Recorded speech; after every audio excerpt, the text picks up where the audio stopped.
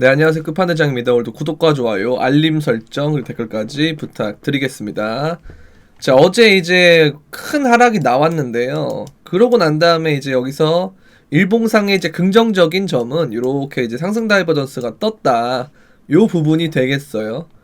그래서 이제 오늘은 또 어떤 걸 또 봐야 되느냐 하면 여기서 이동평균선을 보게 되면 5일선에 지금 저항을 받고 있다는 거예요.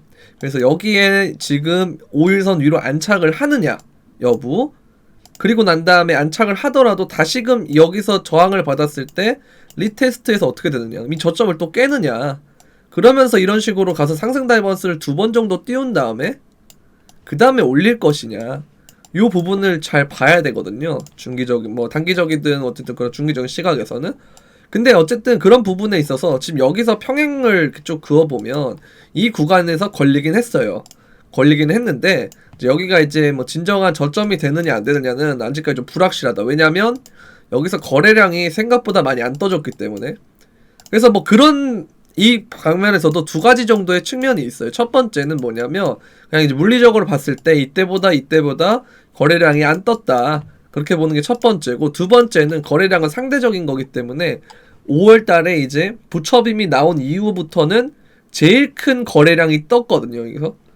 여기서 제일 큰 거래량이 한 번 뜨고 그 다음에 두 번째로 이렇게 또 떴단 말이죠. 그래서 이런 부분에 있어서 크게 볼 것이냐. 왜냐하면 이때는 지금 이 앞에 부분보다 거래소 유지 물량이 점점 더 낮아지는 추세였기 때문에, 그래서 직접적인 절대적인 양보다는 상대적인 양을 감안해야 되는 것이 아니냐, 이렇게 두 가지 관점이 있는 것 같습니다.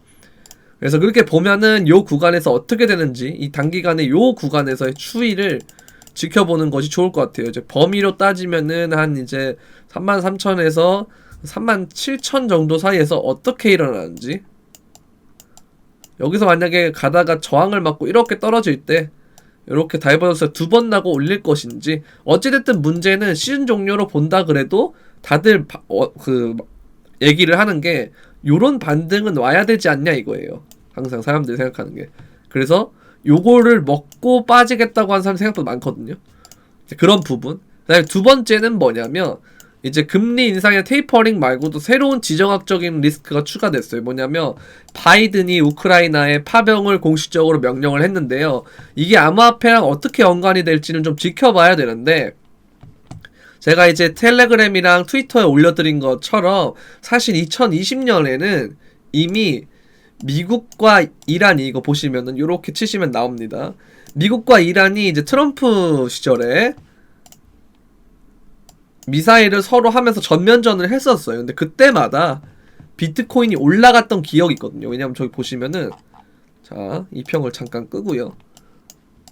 이때입니다. 이때 올라갈 때가, 이때는 진짜 제가 그때 롱을 계속 쳤었는데 이때 진짜 미사일 쏠 때마다 올랐어요, 얘가. 근데 그러다가 이제 코로나 빔으로 쭉 나가서 그렇지, 어찌됐든 간에 이때 당시에는 미사일이 호재였단 말이에요. 근데 문제는 뭐냐면 지금의 비트코인은 어떤 안전자산의 인식보다는 위험자산의 인식이 높고, 그래서 나스닥과의 커플링이 된단 말이에요. 근데 기본적으로 전쟁을 하게 되면 위험자산에서 달러나 금 같은 안전자산, 그리고 국채 같은 그런 자산으로 몰리기 마련인데, 그런 개념으로 봤을 때는 좀 이번에는 다를 수도 있겠다, 그런 생각도 들지만, 저는 제가 항상 말씀드렸던 것이 비트코인의 진짜 버블의 순간은 이놈이 이제 금과 같은 성격으로 취급을 받을 때. 왜냐면 이론적으로 봤을 때는 우리 시장 인식이 별로라 그렇지, 이론적으로 봤을 때는 비트코인이라는 것은 파괴할 수가 없거든요. 디지털의 세계라서. 근데 이것이 이제 화폐로 인식이 되느냐, 혹은 뭐 금과 같은 자산으로 인식이 되느냐의 문제인 건데, 만약 그렇게 된다면 이놈은 금이랑 달러도, 사실 달러도 지급 준비 금 때문에 개념으로 금이나 달러나 이런 분들 결국은 현물의 개념으로 갈 수밖에 없어요. 그렇다는 건 분실의 위험이 있고 도난의 위험이 있고 파괴가 된다는 위험이 있다는 거거든요.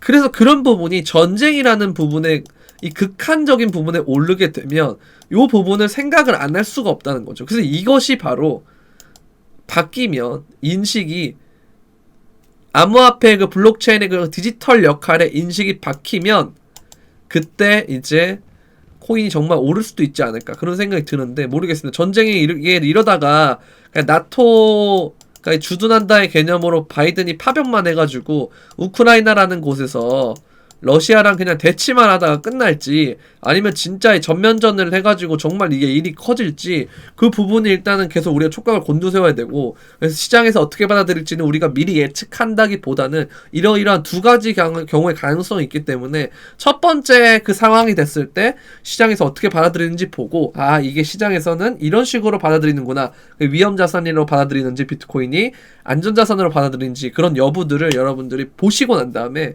거기에 맞게끔 대응을 하시는 게 좋지 않을까 싶습니다. 위험자산으로 받아들인다면 전쟁이나 뭐 이런 것이 정말 일촉즉발의 가능성을 넘어서 정말 전쟁이 축발되고 한다면 그러면 우리가 또 안 좋은 상황이 될 수가 있고요. 근데 그게 아니고 그런 상황이 일어났는데 위험자산이 아닌 안전자산 취급을 받는다면 그러면 엄청나게 좋은 상황이 반전이 될 수도 있어요. 그래서 이런 부분을 여러분들 잘 지켜보시면 좋겠습니다.